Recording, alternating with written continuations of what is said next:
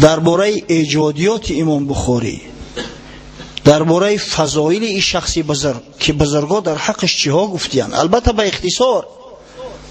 اگر ایرا مفصل گویم که یک جمعه در 20 جمعه خلاص نمیکنیم. خطیب بغدادی در تاریخ معروف خود 30 صحیفه را به امام بخاری بخشیده است. در 30 صحیفه فضل بزرگی های بخاری را روایت کرده است. این برای این 30 صحیفه را بیان کردن با کمش 10-15 جمعه لازم می آید.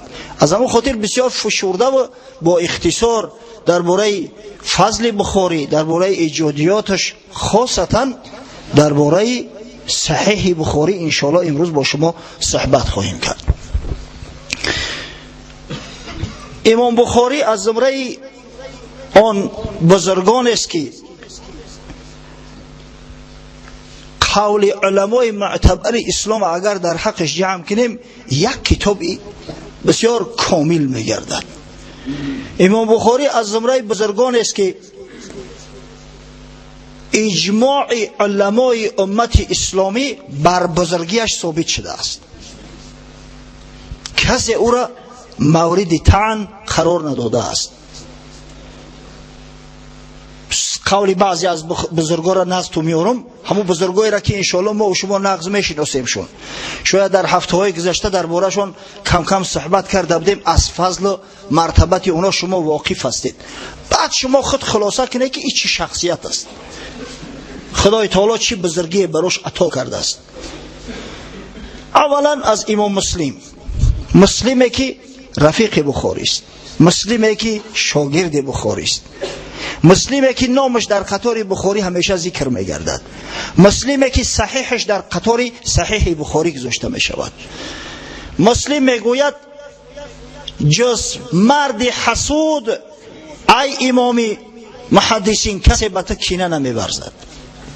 غیر از حسد برها هیچ کس جرأت نمیکند که نسبتی تو سخنی بد گوید یا کینه توزی و کینه ورزی کند. البته این حسود به دردی بیدوای مبتلا است. افسوس و صد افسوس که در زمان ما همه حسودها زیاد هستند و این درد حسد قریب که شفا نیابنده است. خداوند متعال در قرآن بزرگ پیامبر خویش و تمام بندگانش را نصیحت فرموده است، تأکید کرده است. قل اعوذ من شر حاسد اذا حسد. بگو پناه میبرم. ما اختصار کردیم سوره نوسه، سوره فلق. بگو پناه میبرم ای حبیبی من، خود پناه ببر و به امتانت بگو پناه میبرم از شر حاسد وقتی که حسد بورزه. که وقتی که حسد بالا گرفت دیگر نه مروت میماند، نه جوان مردی میماند، نه عدل میماند، نه حقیقت گویی میماند. کینه توزی و عداوت و بخل و حسد یک درد بیدوایی است که در وجود انسان که وقتی جای گرفت یگانه علاجش مرگ است. در روایت اومده است و ای داء ادوأ من حسد. کدام درد بیدواتر از حسد است؟ توانم این که نیازارم اندرون کسی حسود را چی کنم کوزی خود برنج در است.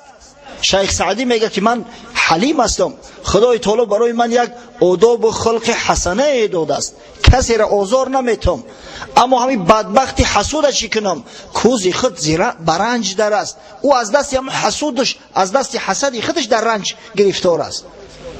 توانم این که نیازارم اندرون کسی حسود را چی کنم کوزی خود برنج در است. بمیر تا برهی ای حسود که این رنج است که از ملالت آن جز به مرگ نتوان رست. ای حسود میگه دعا که خدای تعالی تستر جان تا قبض کنه تا اینکه از همین درد بیدوا از حسد بردن حسد خوردن خلاص شوی، علاج دیگر نداری. از این خاطر بود که ببینه امام محمد ابن یحیی زحلی با وجود او قدر علم مرتبه داشتن به مقابل شاگرد خود قایم شد تهمت ها در حقش قائل شد. شخصی که در میان محدثین اینقدر نام و اینقدر بزرگی و مرتبه داشت، زیرا که حسد خاموش کرده نتونست. وقتی که آتش حسد علنگه گرفت که مردم نیشاپور شاگرد بر استاد ترجیح دادیان، جای آنکه فخر کند که چنین یک شاگرد را تربیت کرده است، آتش حسد علنگه گرفت بر ضد این شاگرد قیام کرد، میخواست او را سیاه کند، اما او سیاهی فقط در نام خودش افتیده. بس امام مسلم میگه من شهادت میدهم، من گواهی میدهم که امروز در دنیا از تو عالمتر به حدیث پیامبر صلی الله علیه و سلم کسی نیست. ببینه این سخن آدم قطوری نیست، سخن شخص است که بعضی از محدثا حتی که صحیح او را بر صحیح بخاری ترجیح دادند.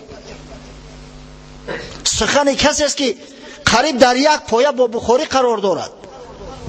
روایت میکنند که باره امام بخاری علت یکی از احادیث مسلمه در نزدش بیان کرد. علت اما سبب ها و کمبودی های غامیزه را میگن که در متن حدیث پوشیده است. علما او را درک میکنن، در چشم عوام الناس اما حدیث صحیح میتابد، اما علت درچه علمای نازک ادا و نازک بیان پیدا کرده میتونن. وقتی که امام بخاری همو علت حدیث برای مسلم نشان داد که همه علت دار است، امام مسلم از میان دو چشم بخاری از پیشانیش بوسه کرد، گفت ای استاد اساتید، ای پیشوای محدثین، ای طبیب حاذق، طبیب حاذق در طبابت علل حدیث، اجازت گفت پاهات بوسه کنم.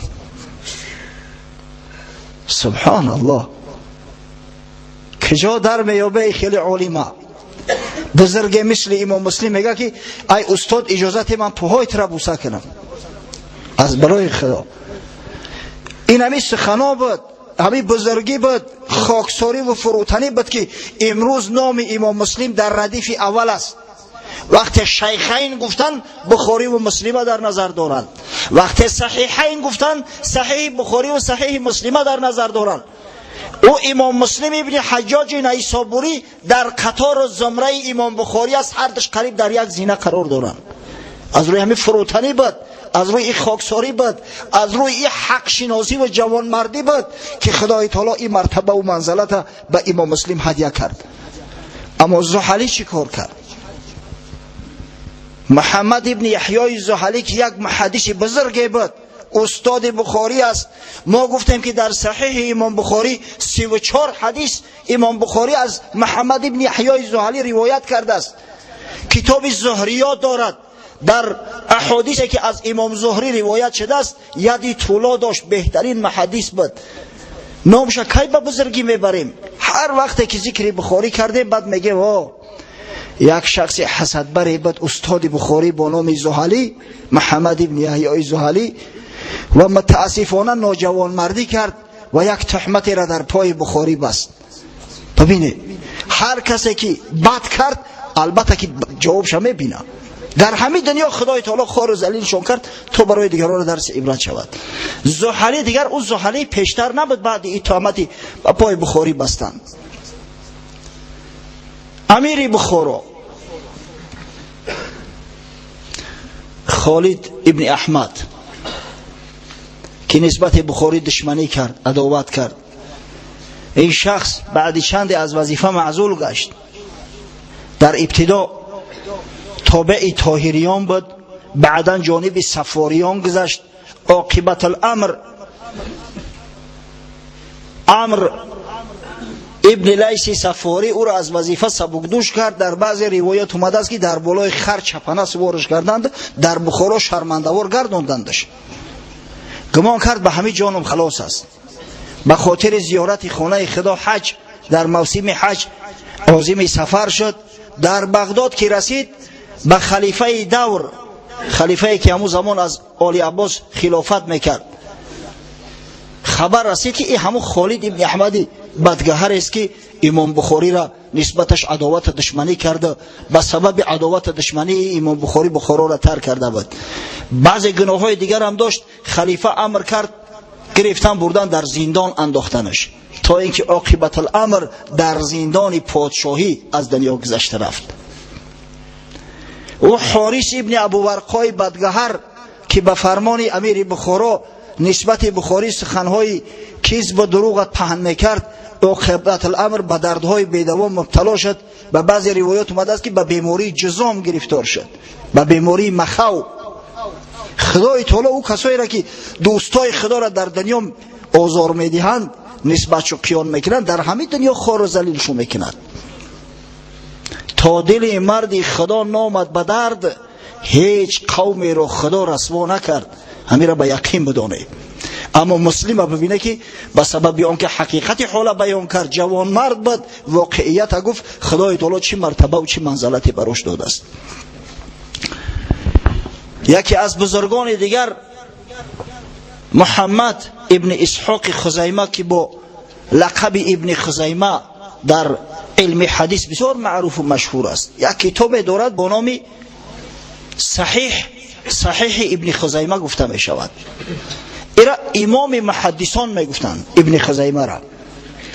می گوید در زیر سقف آسمان عالمتر و حافظتر از امام بخاری به حدیث رسول الله صلی الله علیه و سلم کسی را ندیدم. در زیر سقف آسمان از امام بخاری حافظتر کسی نیست به احادیث رسول الله صلی الله علیه و سلم. حضرت امام احمد حنبل صحبت هفته گذشته کرده بودیم و شما بیان کردیم که با همو بزرگی و مرتبت میگوید خراسان بزرگ همانند بخاری را از خود خارج نکرده است. خراسانی که وطن اینقدر بزرگا است، خراسانی که اکثر کل محدثا از همونجا خارج شدیان، میگوید به مثل امام بخاری تا هنوز از خود خارج نکرده است. ابو حاتم رازی یک محدث به نهایت بزرگ است. در حق ابو حاتم رازی احمد ابن سلمه نیسابوری، همون شخصی که بخاری را هنگامی از نیشاپور خارج شدن به تنهایی اومد غسل کرد، محدث روایت میکند که بعد وفات اسحاق ابن راهویه و بعد یحیی ابن معین که آفتاب تابان و درخشان در علم جرح و تعدیل بدند، بزرگترین عالم جرح و تعدیل ابو حاتم رازی است. ابو حاتم رازی میگوید نه خراسان مانند امام بخاری را از خود خارج کرده است و نه در بغداد به بزرگی امام بخاری کسی داخل شده است. خارج کردن خراسان است بسته از زمانی که شهر بغداد ساخته شد، پایتخت اعلان شد، به بزرگی امام بخاری کسی داخل بغداد نشده است. این قول بزرگا در حق امام بخاری است. سبحان الله. امام ترمذی صاحب جامع السنن که ما و شما خوب میدونیمش، جامع السنن امام ترمذی در صحاح سیته داخل است، بسیار معروف و مشهور است. میگوید در عراق و خراسان و حجاز در علت حدیث، یعنی کمبود حدیث یافتن، در تاریخ، در شناختن سند حدیث عالمتر از بخاری کسی روا نخوردم. و قصه میکند که باره امام بخاری میگوید در نزد عبدالله ابن منیر محدث بزرگ بود. عبدالله ابن منیر یک دو سوالش کرد، بعد از جاش قایم شد، گفت ای ابو عبدالله، خداوند تر از زینت امت اسلامی گرداند. استاد در حق شاگرد دعا کرد که یا ابو عبدالله، خداوند تر از زینت امت اسلام گرداند. ببینید دعاش مستجاب شد. امروز ما فخر میکنیم که الحمدلله در عالم اسلام بزرگ مثل امام بخاری پای به عرصه هستی گذاشته است، کتابی را به این بزرگی نوشته است. یک محدث بسیار بزرگ است، استادی اگر تمام محدثان گویم غلط نمیکنیم. ابو رجا قتیبه ابن سعید بغلانی، این شخص در عنفوان جوانی از امام مالک و از سعد ابن لیث ابن سعد ببخش مصری احادیث برداشته بود. بعدا تمام محدثایی که امروز نامشون نمیدونیم از اونا آثار باقی گذاشتن، قریب به همگی اومده در نزدش تعلیم حدیث گرفتیان. احمد ابن حنبل شاگردش است.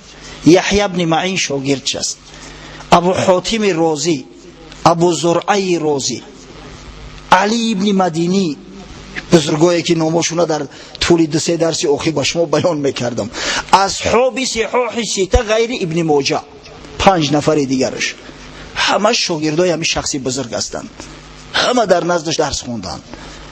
باره گفت از شرق غرب یعنی از عالم اسلام مردم به خاطر شنیدن حدیث از من علم حدیث گرفتن کوچ کرده می اومدن. در میان همه این طایفه از ابو عبدالله محمد بخاری عالمتر کسی نزد من نآمده است. گفت مرتبه و منزلت امام بخاری در میان محدثین، ببینید محدثای عصر بخاری بزرگترین محدثای اسلام هستند، مرتبه و منزلت امام بخاری در میان محدثین مثل مرتبه و منزلت حضرت عمر در میان اصحاب بود. سبحان الله. قتیبه ابن سعید بغلانی میگوید اگر بالفرض امام بخاری در زمان اصحاب پیغمبر صلی الله علیه و سلم تولد میشد، با وجود همین یک آیه از آیات خدا بود، یک نشانه از نشانه های بزرگی خدا بود، همون وقت هم اعترافش میکردن. استاد شیخ اسحاقی راهوی باره وقتی که بخاری علت 11 حدیث براش بیان کرد، گفت ای مردم، همین محمد خردسال میبینید، قسم به خدا اگر ای در زمان حسن بصری زندگی میکرد، با وجودی آن که امام حسن بصری 500 صحابی پیغمبر از زیارت کرده است، از اونا علم آموخته است، مردم باز محتاج به همین علم بخاری میشدن.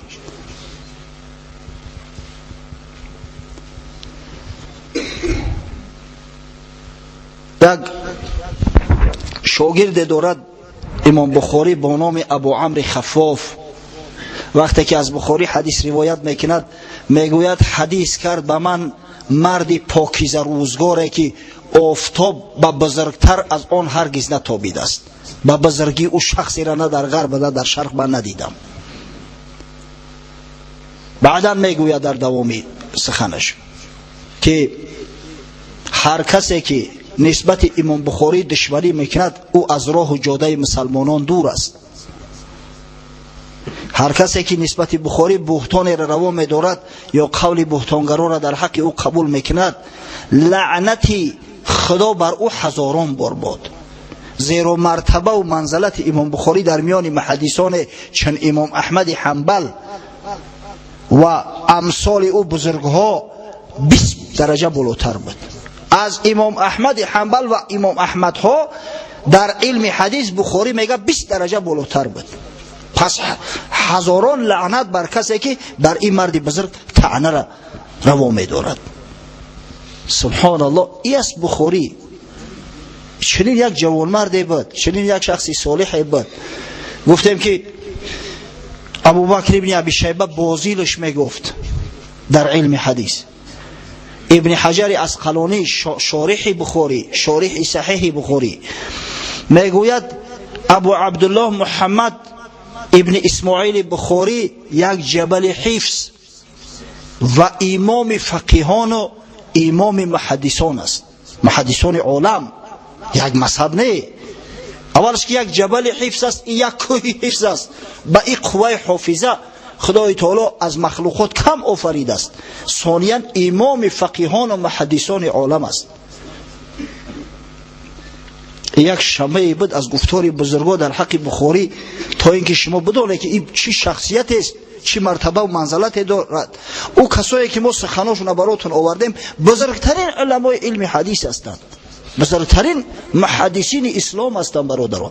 هزارها هزار سخن است، من از میانشو گلچین کردم یک دسته گل، همچی یک دسته گل تا اینکه به شما هدیه کنم، زیرا وقتی ما امکان آن ندارد که همه او سخنها را برای شما بیان سازیم و شما هم امام بخاری نیسته که همه سخنهای ما را با یک بار حفظ کنید. با وجود این قدر علم دانش، پرهیزگار، باورع بود، بسیار خدمتگار بود. خدای تعالی همین خیلی حافظه قویش داده است، با شبانه روز کار میکرد، در پی علم بود، علم آموخت، میجست. هر وقت مانده میشد است مونده میشوه انسان وقتی که تن جانش راحت طلب میکردن خود رو مذمت میکرد است که یا ابو عبدالله تو شرم نمیداری؟ دهقانو در زمین کار میکنن مونده میشوند، هنرمندا به هنر مشغول هستند، آهنگرا آهنگری میکنن، زرگرا زرگری میکنن مونده میشوند. او تو همراهی رسول الله صلی الله علیه و سلم و اصحاب بزرگوار شب و روز اقامت میورزی، دائم در صحبت پیغمبر هستی، دائم در حلقه پیغمبر هستی، تو نخوا مونده شوی؟ به همین خیشه تسکین میبخشید است با کار دوام میداد. یا الله، اگر یک نفری ما ای 1001 حصه کاری او را کرده باشه میگیم به همین تمام کاری ما در دنیا خلاص شد که وقتی استراحت سر زد. اما بخاری تا آخر حیات محنت میکرد، مشقت میکشید، مینوشت، میآموخت، در طلب علم بود. از همین خاطر بود که مستجاب دعوه بود، دعاش اجابت میشد. بخاری خود میگوید در حیات 2 بار از برای کار دنیا دعا کردم، از خدا طلب کردم، هر 2 بارم خداوند اجابتش کرد. بعد دیگه میگه برای دنیا هیچ طلب نکردم، ترسیدم که مبادا ای ثواب آخرتم کاسته شود. یعنی در این دنیا خدا بتمام با ثواب آخرتم کاسته شود. برای همین تمام مشقت تحمل میکرد، پیش خدا دعا نمیکرد. و ایلو خدای تعالی اگر دعا میکرد که خداوند همین دشمنان در پیش چشمم خور که همونجا خور و ذلیل میشدن، اما این کار نمیکرد. همون محنت و مشقت امتحان تحمل میکرد. واقعا مستجاب دعوه است امام بخاری. وقتی که از بخارا هم رانده شد اومد به دهه خیرتنگ، دهه پایروق امروزه که گفتیم در نزدیکی سمرقند قرار دارد، در خانه یک خیشش با نام جبرئیل ابن غالب همونجا دعا کرد. گفت اللهم انه قد ضاقت علی الارض بما رحبت فاقبضنی الیک. پروردگارا گفت زمین به همین وسعت و بزرگیش امروز برای من تنگ شد، دیگه در هیچ جا چشمی دیدنم ندارند. از نیشاپور بیچاره خارج شبانه برآمد، از بخارا خارج شد، زمین به همین وسعتیش برا نمیخنجاله. خدایا گفت روح قبض کن.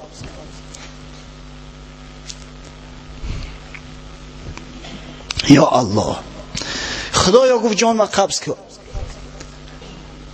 1 ماه نگذشته بود از دعای کردگیش که خدای تعالی جانش قبض کرد. در شب عید فطر، در شب عید رمضان، شبی که صبحش عید میشه، پیش نماز عیدش کردن امام بخاری را.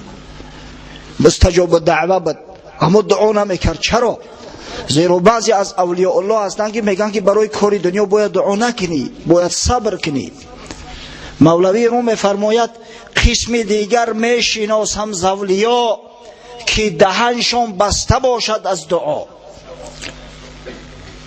از رضا که هست رام آن کرام، جستن دفع بلاشان شد حرام.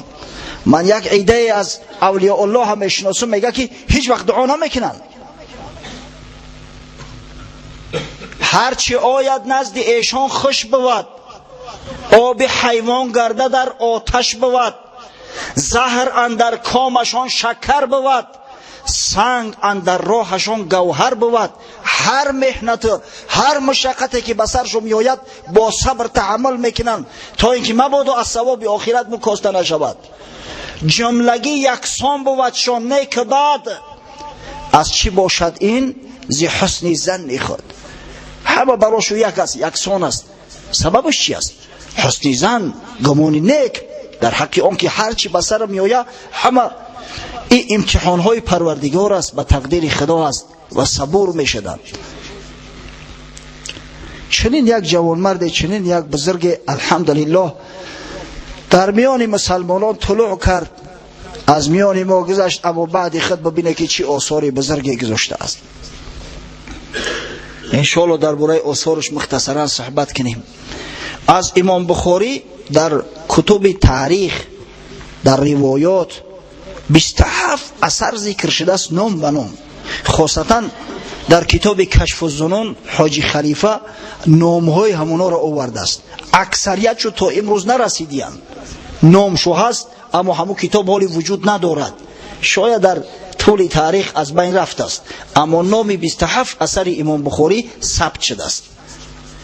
از جمله کتاب جامع الصحیح که همه ما و شما او را میشناسیم، کتاب تاریخی کبیرش که در باره او با شما صحبت کردیم که التاریخ الکبیر دارد، التاریخ الاوسط، التاریخ الصغیر، هم تاریخ کلان، هم تاریخ میانه، هم تاریخ صغیر که در اوجا رجال حدیث بیان کرده می شوند. اینچنین امام بخاری رساله های زیاد دارد، مثل رفع الیدین فی الصلاة، بر الوالدین، نیکی و احسان در حق والدین، کتاب الکنا و الاسامی دارد، کتاب الضعفا دارد، الکتاب المبسوط دارد، الجامع الکبیر دارد، المسند الکبیر و غیره و هاکذاها که جمع الجمع عددشو به 27 میرسد. اما در میان کتاب های امام بخاری بزرگترینش همین کتاب صحیح است که نام پره آن الجامع الصحیح المستند المختصر من حدیث رسول الله صلی الله علیه و سلم و سننه و ایامه می باشد. بزرگترین کتاب امام بخاری و بزرگترین کتاب بعد قرآن عظیم الشان همین جامع الصحیح امام بخاری است. انشاءالله در اطراف همین کتاب صحبت میکنیم. کتاب جامع الصحیح امام بخاری در طول 16 سال حیات خیش نوشته است. امام بخاری خود روایت میکند که برای جمع این کتاب 16 سال حیات مصرف کردم. در کتابخانه نه، در بالای شتران، در سیر، در سفر، در جمع آوردن حدیث. شما گمان میکنید این حدیث جمع آوردنش آسان است؟ بعضن ها میشد بر روایت خود امام بخاری که نزدی 10 ها شیخ میرفته، میگه هر کدامش هزارها حدیث داشتن، اما از بس که همون شیخ یک علت دارد، ضعف دارد، همه حدیث را ترک میکرده، با یک روایت شده نمیگرفتم. یک شاگرد داشت با نام ابو حاتم وراق که وراق کاتب امام بخاری بود.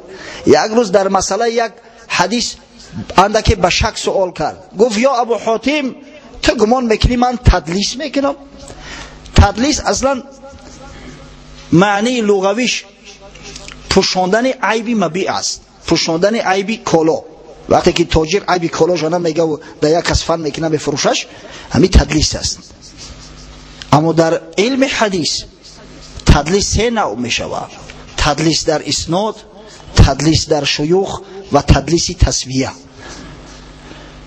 تدلیس در اسناد که بدترین تدلیس است، اون است که یک شخص از یک شیخی که با او ملاقات کرده است اما همون حدیث نشنیده است، با لفظ روایت میکند که خواننده یا شنونده گمان میکند که همین حدیث از همون شنیده باشد. همون آدم واقعا ملاقات کرده است، در صحبتش شنیده است، اما همون حدیثی را که روایت میکنه از اون مرد نشنیده است. اگر بگه حدثنی فلان، فلانی مرا حدیث گفت، دروغش که فاش و ابدالآباد دیگه یگان روایتی را کسی قبول نمیکنه. از همین خاطر بعضیش احتیاط میکردن، بعد نمیگه که حدثنی فلان، میگه قال فلان، فلانی گفت. اگر سختش بگیرن که تو اخی خونه در بلنده که تو فلانی را همین حدیث عیو نشنیدی، ای کجا میگوی؟ میگه اخی ایدهانی مردم شنیدم که فلانی گفت، یا عن فلان میگه از فلانی، میگه ای فلانی روایت شده است اخی، من ایدهانی خچم نشنیدم باش، من دیگر رو شنیدم. اینا تدلیس میگن در اسناد. این بسیار یک فن نازک است. اینا فقط همون ماهرای علم حدیث میتونن معین بسازن. تو گفت گمان میکنی من تدلیس کنم؟ من گفت برای آن که در حق یک شیخ یک آدم گفته است که همین سوء الحفظ است، قوای حافظش ضعیف است، 10,000 حدیث پرت افتم. از بحر 10,000 حدیث گذاشتم برای آن که در یکی از راویای همون حدیث نظری بود یا نظری اندکی بود. تو گمان میکنی که من به خود جرأت میکنم تدلیس میکنم؟ خود میگه که از میان 600,000 حدیث انا 7,563 حدیثی صحیح خود من نوشتم. جامع صحیح از میان 600,000 حدیث انتخاب کردم. سبحان الله. هر باره که حدیثی را میگم میخواستم در کتابم ثبت کنم. در ابتدا غسل میکردم، بعدا 2 رکعت نماز میخوندم و بعد از آن در کتاب ثبتش میساختم. انا این مرتبه و منزلت میگن. از این خاطر است این کتاب به این بزرگی امروز در عالم نامآور گشته است.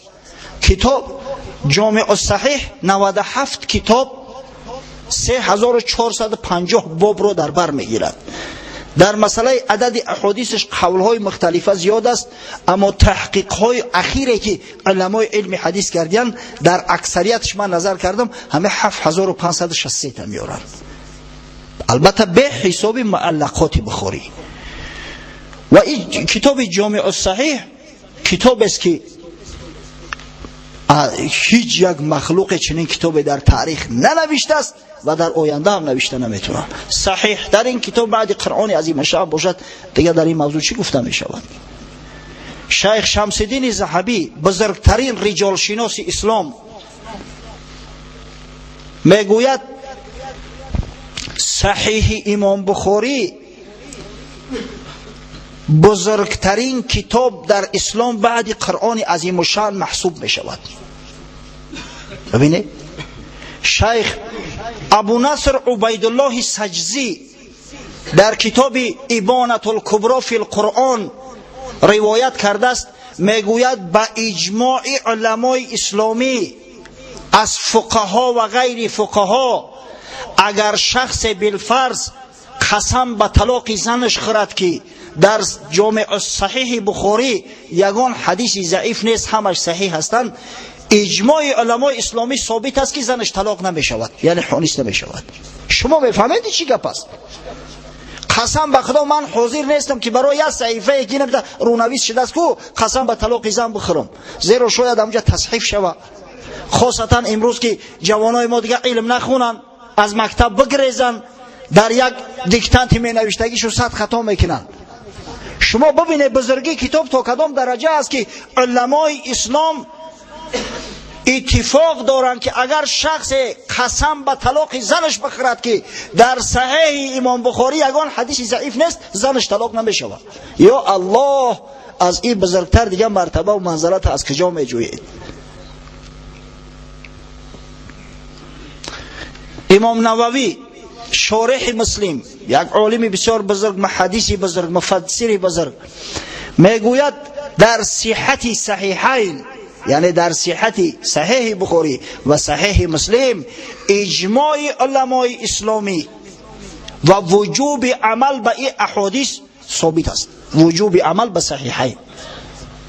شیخ بدرالدین عینی یکی از بزرگترین محدثای حنفی مذهب که کتاب صحیح بخاری را طبق مذهب امام اعظم ابو حنیفه در نظر دارم، همه حدیثای احکام شرح توضیح میدهد. کتاب دارد با نام عمدة القاری فی شرح صحیح بخاری که از بزرگترین کتب شرح بخاری محسوب می شود. بیان کرده است که علمای شرق غرب اسلام، یعنی علمای عالم اسلام، اتفاق بر آن دارند که صحیح ترین کتاب بعد قرآن عظیم شأن در تاریخ بشر صحیحین است، صحیح بخاری و صحیح مسلم. یا الله، اگر تا صبح گپ زنیم گپ خلاص نمی شود در این موضوع. شاه ولی الله دهلوی، شاه محدثین، شاه مفسرین هند، شیخ الهند، وقتی که درباره صحت بخاری و مسلم روایت میکند، بعدا میگوید هر ضعیفه، هر ببصره، هر خیرسره اگر طعن بر اید بزرگوار وارد کند، او حقوق مسلمان نامیدن ندارد، او از راهی که عامه مسلمانان اختیار کردن منحرف شده است. زیرا بر صحت این کتاب علمای اسلامی تصحیح گذاشتیان، صحت ثابت کردگیان. شیخ ابو زید مروزی میگوید در حرم بودم، باره میگوید خوابم برده است، در میان رکن و مقام حضرت ابراهیم خلیل ناخوش در خواب رسول الله صلی الله علیه و سلم دیدم. آمد گفت یا ابو زید شرم نمیداری؟ چرا کتاب های شافعی را درس میتی و کتاب های مرا درس نمیگویی؟ کتابی مرا. شیخ ابو زید مروزی یکی از علما و یکی از مجتهدای مذهب امام شافعی است. گفت یا ابو زید تو چرا کتاب های امام شافعی را درس میگویی و کتابی مرا درس نمیگویی؟ میگه بهت زده شدم. گفتم یا رسول الله کتابی تو کدام کتاب است؟ گفت جامع الصحیح امام بخاری. حضرت رسول الله صلی الله علیه و سلم جامع صحیح به خود نسبت دادند. ابن خلدون در مقدمش میگوید که من از شیخ‌های زیادم شنیدم که در ذمه امت اسلامی نوشتن شرح کامل بر صحیح بخاری فرض گشته است. اگر مسلمان‌ها بر صحیح بخاری یک شرح کامل ننویسند همش ترک فرض کردن، فردا در پیش خداوند جواب میگن.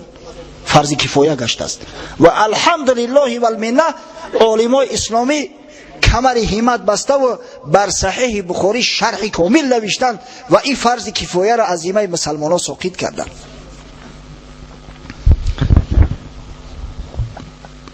چند از شروح امام بخاری را با نامهاشو بیان میکنم انشاءالله، وقت هم کم مانده است.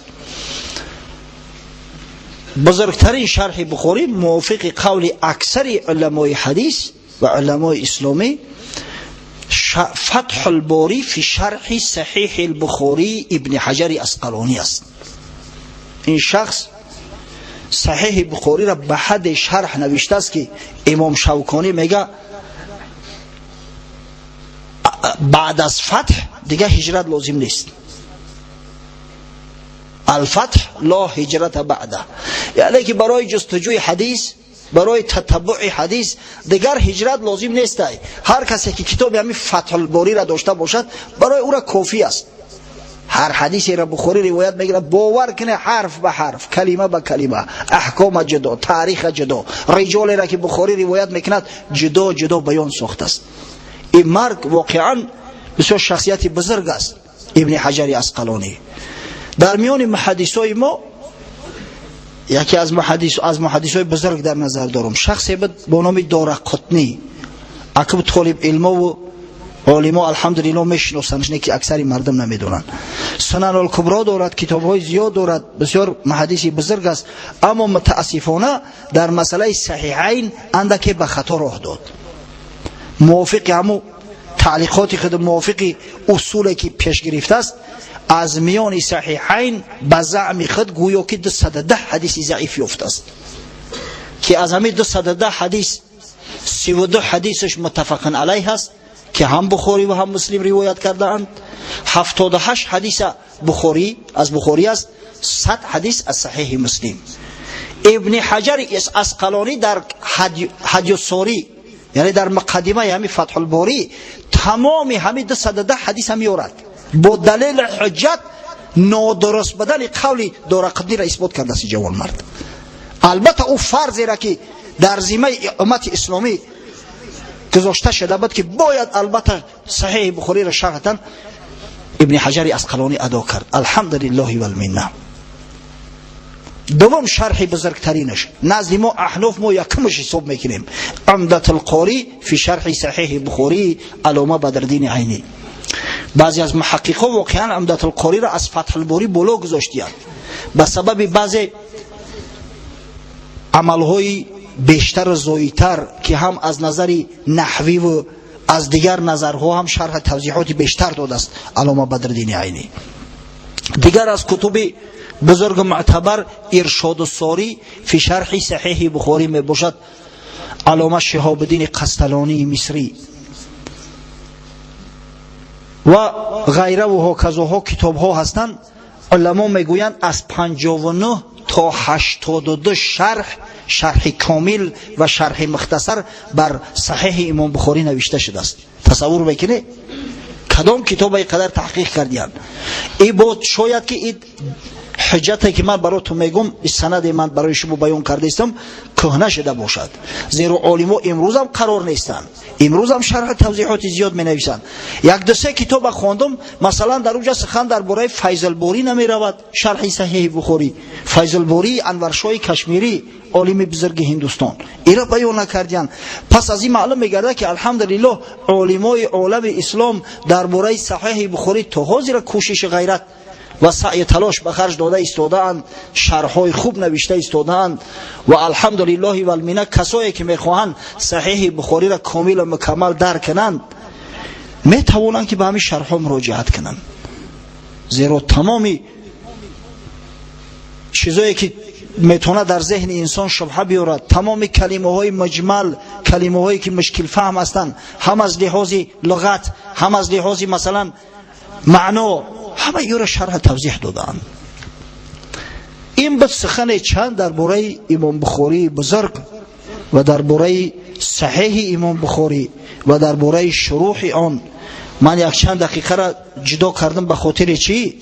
برای آن که با جوانان مراجعت کنم، با پدران که فرزند دارن مراجعت کنم که شما ببینه این درجه و منزلت امام بخاری با چی دریافت؟ با چی؟ با علم بود که بخاری را بخاری گردان. اما طلب علم بود که امروز شرق غرب همه امام بخاری میگویند. طلب علم بود که صحیحش در پایه و در حد نوشته است که بعدی قرآن عظیم شان بزرگترین کتاب است. حالی ما فقط در برای شرح‌های صحیح گفتیم. باور کنید اینجا سخن زیاد است، من نمیتونم همه او را برای شما بیان کنم زیرا وقت ما بسیار تنگ است، ضیق است. و الا در کتاب ها آمده است 29 شخص معروف و معتبر اسلامی بر صحیح بخاری حاشیه نوشته‌اند.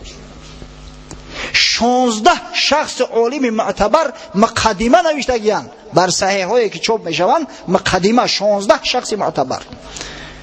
15 بزرگ مرد صحیح بخاری را مختصر کردیان، یعنی حدیثایی را که تکرار میآیند تکرار را پرتافتیان، فقط هم حدیثای یک بارش گرفتیان. این مرتبه و این منزلت به بخاری از کجا دست داد که پیامبر خدا صلی الله علیه و سلم در خواب یک عالم بزرگ، یک مجتهد شافعی مذهب داخل میشود و میگوید که چرا کتاب من یعنی صحیح بخاری را درس نمیگویی و کتب فقهی شافعی را درس میگویی؟ همش به شرافت علم بود برادرای عزیز. بخاری تا آخر از طلب علم باز نایستاده است، همیشه در طلب علم بود. از خردسالی تا کلام بزرگسالی همیشه در طلب علم بود، علم طلب میکرد. واقعا مرتبه و منزلت شخص میتواند که توسط طلب علم بیاید. مرتبه و منزلت عالم نسبت عابد همیشه بالاتر است. عابد کسی را میگن که دائم به عبادت مشغول است. حتی بعضی از عابدا است که سر از سجده الهی نمیبردارند، همیشه به ذکرند، همیشه به یاد خدا هستند. عابدای تاریخ یاد دارد که مردم را ترک کردند، دنیا را ترک گفتند، بیرون از شهرها و بیرون از دیهات در کوه و نمیدونم در دشتها و مرغزارها خیمه زده و به تنهایی به عبادت خدا مشغول هستند. ببینید مرتبه انم طالب علم اندک از مرتبه همو بالاتر است. امام ترمذی روایت میکند از ابو امامه باهلی صحابی پیغمبر صلی الله علیه و سلم: ذکر لرسول الله صلی الله علیه و سلم رجلان احدهما عابد والآخر عالم.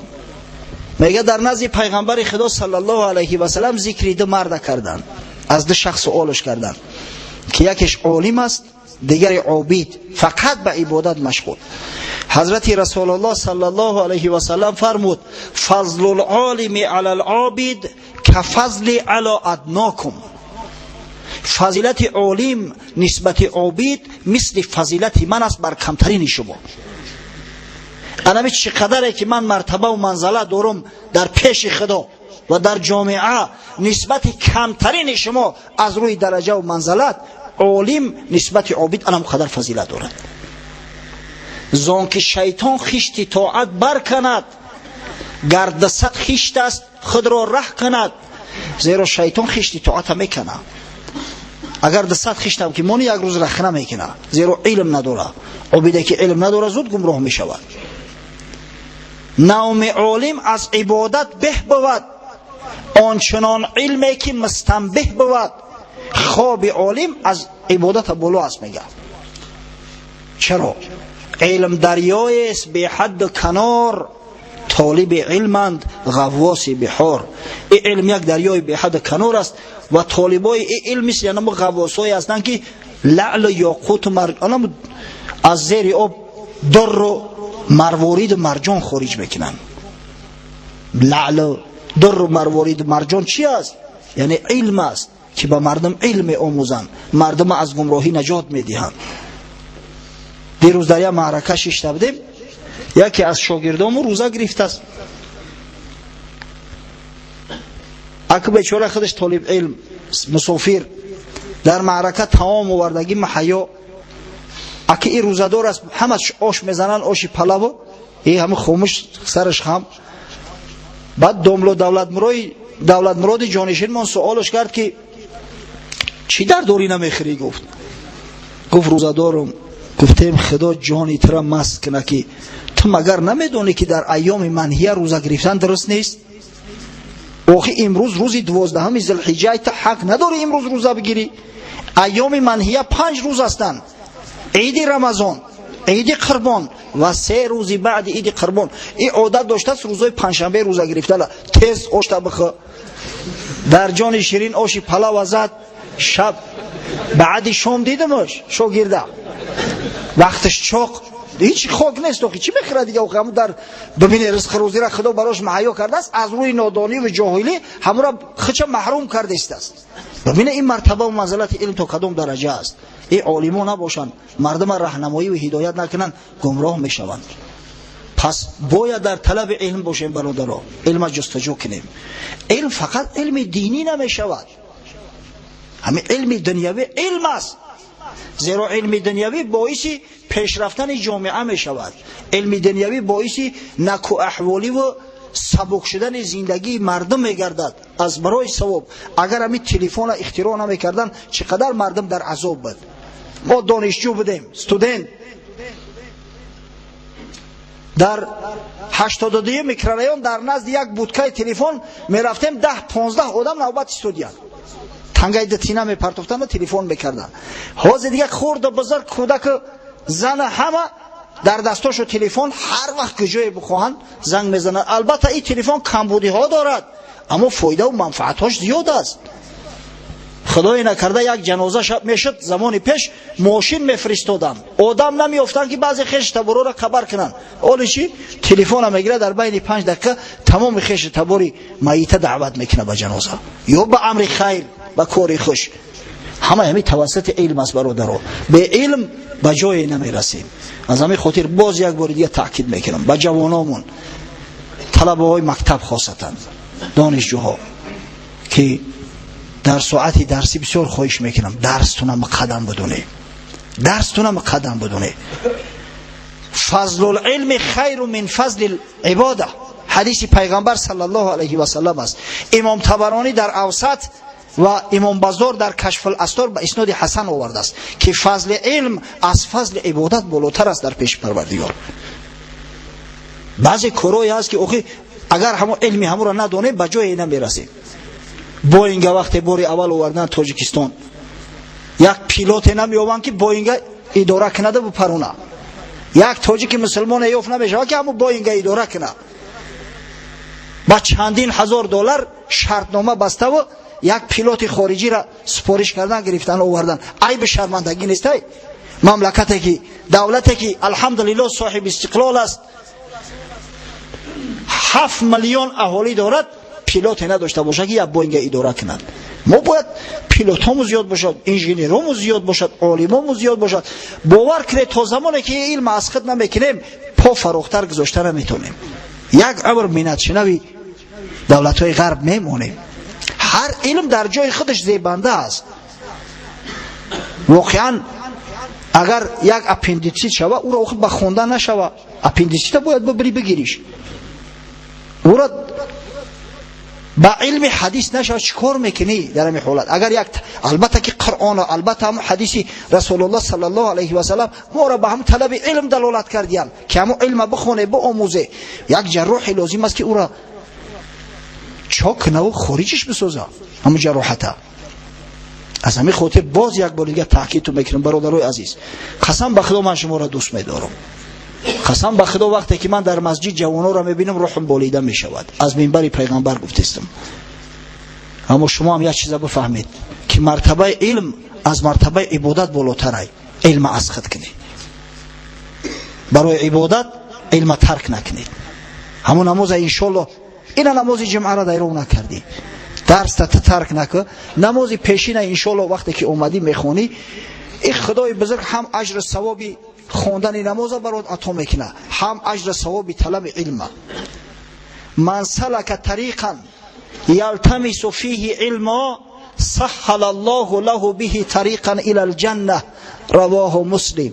امام مسلم از پیغمبر صلی الله علیه و سلم روایت کرده است هر کسی راهی را اختیار میکند برای طلب علم، خداوند راه جنت برای آسان میگرداند. از همین خاطر علم با آموزه، صاحب علم شه، صاحب معلومات شوید، دانشمند شوید. از شما عالمای بزرگ پا به عرصه هستی بگذارند تا ما افتخار کنیم که الحمدلله او پروفسور او شخص قوم مسجد ما است. این ایش عالم بزرگی که صدها کتاب دارد این قوم مسجد ما است. ما با شما افتخار میکنیم، شما افتخار مسجد میشوید، افتخار جامعه میگردید. اما اگر نکردیم، همه از درس دور گرفتیم، پدرها گفتن که خیلی فرزندم کلان شد روسیه میره و کار میکنه، در سعی تلاش نافتیدن که همون فرزند تعلیمی باب تعلیمی کامل دهن. در اون صورت وای به حال ما که همه خیلی مستر بیچاره و درمانده باقی میمونیم. در آخر یک نظم را انشالله از مولوی روم براتون میخونم و بعد نماز جمعه را شروع میکنیم. مولوی میفرماید آن یک نحوی به کشتی در نشست، رو به کشتی با نمود آن حق پرست. گفت هیچ از نحو دانی؟ گفت لا. یک عالم صرف نحو عربی یک روز در دریای دجله میآید، در یک زورق میشیند. زورق نو در مابین رونده است که مراجعت میکنه که این مردک به همون علم خودش فخر میکنه. زورقران ملوح هم میگه که برادر علم نحو میدونی؟ گفت لا. گفت هیچ از نحو دانی؟ گفت لا. گفت نه. گفت نیمی عمری تو شد بر فنا. نگاه کرد که میانه عمر است. بچه گفت نیمی عمر تا از دست دادی، تا به حال که علم نحو نه آموخته باشی وای به حالت، نیمی عمری تو به بهوده گذشت. دل شکسته گشت کشتیبان زیتاب، لیک آن دم ماند خاموش از جواب. دلش رنجیده چی بگه که ایره بخواه. باد کشتی را به گرداب فکند، گفت کشتیبان بدان نحوی بلند، هجدانی آشنا کردن بگو. قدرت خدای تعالی زورق اومد در یک گردباد غلطید، گرداب ده. ملاح با عالم نحو گفت که مردک آبازی را میتونی؟ هجدانی آشنا کردن بگو. گفت نه از من تا سباحی مجو. گفت از عالم نحو آبازی میپرسی؟ من ای کجا میدونم من عالم نحوم؟ گفت نیمی عمر، گفت کل عمرت نحوی فناست، زان که کشتی غرق در گرداب هاست. نباشه گفت مورا نصف عمرمو برباد شده باشه، ترا کل عمرت فنا شد.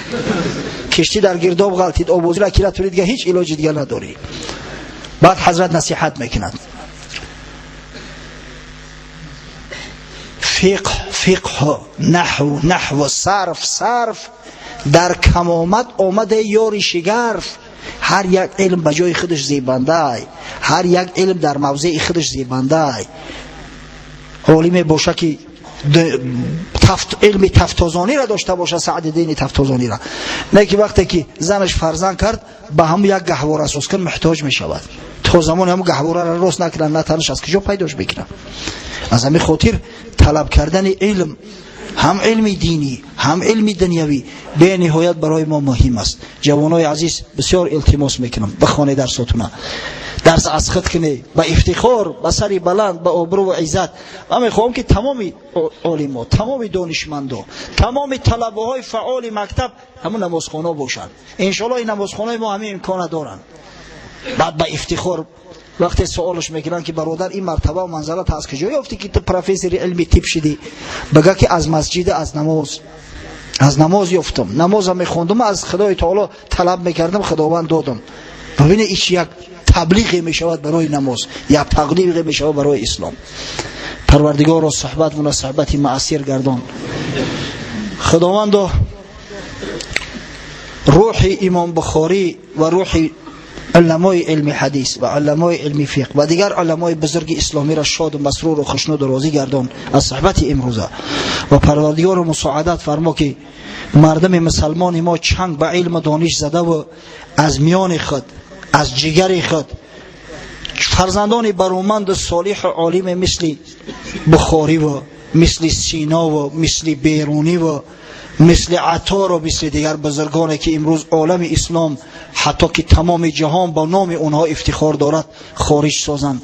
خداوند طاعت مونه به درگاهت قبول و مقبول ساز و روزی شریف جمعه و این نماز از برای جمیع امت محمد صلی الله علیه و سلم مبارک گردان.